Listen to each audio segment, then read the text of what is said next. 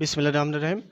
আমি এখন উপস্থিত হয়েছি যিনি ১৪১ জামালপুর ৪ আসনের সংসদ সদস্য আলহাজ ডক্টর মুরাদ হাসান, যিনি সাবেক প্রতিমন্ত্রী আর জামালপুরের উন্নয়নের রূপকার।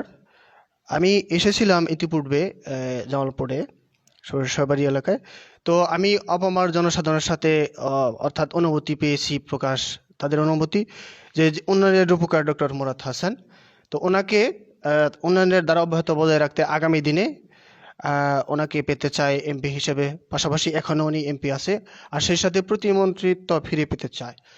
তো আপনার কাছে প্রথম প্রশ্ন হচ্ছে, এই যে জনগণের যে অনুভূতি, আপনাকে প্রতিমন্ত্রিত্ব হিসেবে ফিরে চাওয়া, পাশাপাশি উন্নয়নের ধারাবাহিকতা বজায় রাখছেন, সেই বিষয়ে আপনার মন্তব্য। সেই সাথে প্রথম প্রশ্ন, আপনি আল্লাহর রহমতে এখন কেমন আছেন সেটা বলবেন। আর দ্বিতীয় প্রশ্ন, আপনার উন্নয়নের দ্বারা অব্যাহত রাখতে আপনাকে পুনরায় চাচ্ছে আপনার আসনের মানুষ, সে সম্পর্কে মতামত ব্যক্ত করবেন। জি, ধন্যবাদ আপনাকে। আপনার প্রথম প্রশ্ন ছিল আমি কেমন আছি। আল্লাহর রহমতে ভালো আছি। আল্লাহ তাআলা যখন যে হালে রাখেন সেটাই শুকুর, আলহামদুলিল্লাহ। আর আমার নির্বাচনী এলাকার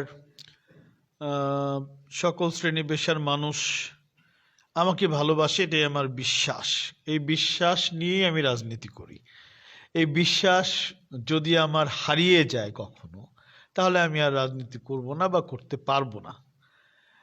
এটা আমার বাবা বীর মুক্তিযোদ্ধা মরহুম অ্যাডভোকেট মতিউর রহমান তালুকদার, তাকেও সারা জীবন দেখেছি মানুষের শুধু উপকার করতে, কোনোদিন কারো কাছ থেকে উপকার নিবে এই চিন্তা কখনো করতে দেখিনি।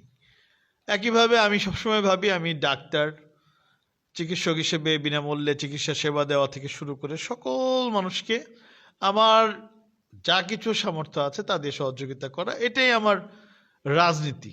আমি রাজনীতি বলতে মানুষের উপকার করাকে রাজনীতি বুঝি। রাজনীতির কোনো সংজ্ঞা আলাদাভাবে আমার কাছে নাই। রাজনীতির সংজ্ঞা হচ্ছে যে মানুষের উপকার করতে পারবে, মানুষের জন্য কাজ করতে পারবে, নিজের ক্ষতি করে মানুষের উপকার করতে পারবে, তাদেরই রাজনীতি করা উচিত। না হলে রাজনীতি করার প্রয়োজন নাই। রাজনীতির আলাদা কোনো অর্থ নাই। এই কর্মী নেতা সে যেই হোক না কেন, দলের জন্য সে কতটুকু নিবেদিত প্রাণ সেটা হচ্ছে ইম্পর্টেন্ট। যাই হোক, আমি মূল কথায় থাকি।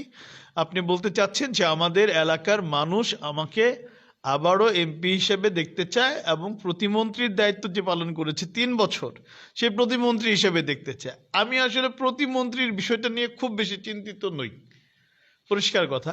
কারণ আমি প্রতিমন্ত্রী তো সবসময় ছিলাম না। আমি 2008 সালে যখন প্রথম নির্বাচিত হয়েছি 5 বছর আমি এমপি ছিলাম, প্রতিমন্ত্রী তো ছিলাম না। পরে আবার এমপি হয়েছি। এইবার দ্বিতীয় মেয়াদে 2018 সালে এমপি হওয়ার পরে মাননীয় প্রধানমন্ত্রী, আল্লাহ তাআলার ইচ্ছা, আমাকে মাননীয় প্রধানমন্ত্রী প্রতিমন্ত্রী হিসেবে মর্যাদা দিয়েছেন। প্রথমে স্বাস্থ্য পরিবার কল্যাণ মন্ত্রণালয়ের প্রতিমন্ত্রী, পরবর্তী সময় তথ্য এবং সম্প্রচার মন্ত্রণালয়ের প্রতিমন্ত্রী। এরপরে আমি পরিস্থিতি বিভিন্ন বাস্তবতার নিরিখে আমি পদত্যাগ করেছি প্রতিমন্ত্রীর পদ থেকে। বিভিন্ন বিষয় নিয়ে আমার সাথে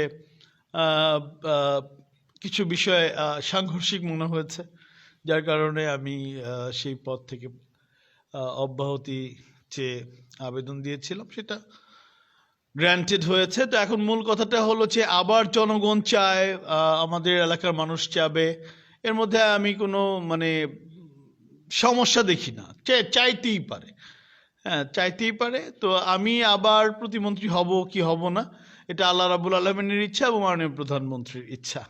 আমার লক্ষ্য উদ্দেশ্য হচ্ছে কাজ করা, মানুষের জন্য কাজ করা, বঙ্গবন্ধুর আদর্শের জন্য কাজ করা, বঙ্গবন্ধুর চেতনা, বঙ্গবন্ধুর যে আওয়ামী লীগের যা কিছু আছে, আমাদের দলের জন্য কাজ করা, মানুষের পাশে থাকা, সুখে দুঃখে বিপদে আপদে, এলাকার উন্নয়ন করা, ডাক্তার হিসেবে সেবা দেওয়া, এগুলোই আমার কাজ। জি, মূল্যবান সময় দিয়েছেন, ধন্যবাদ আপনাকে। আপনার সকল প্রত্যাশা। আসসালামু আলাইকুম। আরো প্রশ্ন আছে আপনার? আমার তো আরো প্রশ্ন নাই। এই মুহূর্তে আপনি আপনার আসনের বাসীর উপলক্ষে কি বলতে চান? আমার আসনের মানুষ এখানে আমাদের দলের নেতা কর্মী যারা এখন যারা এখানে আমাদের বাড়িতে আমার বাড়িতে আসছে এরা সবাই দলের নেতা কর্মী। এরা একেবারে সাধারণ জনগণের মতো করে বলা যাবে না। সাধারণ মানুষ আমাকে আবার চাবে, তার নিশ্চয়ই যৌক্তিক কোনো কারণ আছে। আমার যদি সেই যোগ্যতা থেকে থাকে, আমি যদি মানুষের জন্য সত্যি তাদের উপকারে, তাদের কাজে, তাদের সেবায়, তাদের যা কিছু স্বপ্ন পূরণ করার জন্য আমার সেই কর্মদক্ষতা থেকে থাকে, আমি তাদের সেবক কিংবা চাকর কিংবা প্রতিনিধি কিংবা তাদের নেতা কিংবা তাদের কর্মী, সেটা যে নামেই হোক না কেন, আমাকে যদি তারা যোগ্য মনে করে, আমাকে যদি তারা ভালোবাসে, আমাকে যদি তারা বিশ্বাস করে, এবং আল্লাহ তাআলা যদি আমার তকদিরে লিখে থাকে, আমার দল, মাননীয় প্রধানমন্ত্রী বঙ্গবন্ধু কন্যা জননেত্রী শেখ হাসিনা, আমাদের মা, উনি যদি আমাকে মনোনয়ন আবার দেন, নিশ্চয়ই আমি আবার নির্বাচন করব। জি, ধন্যবাদ।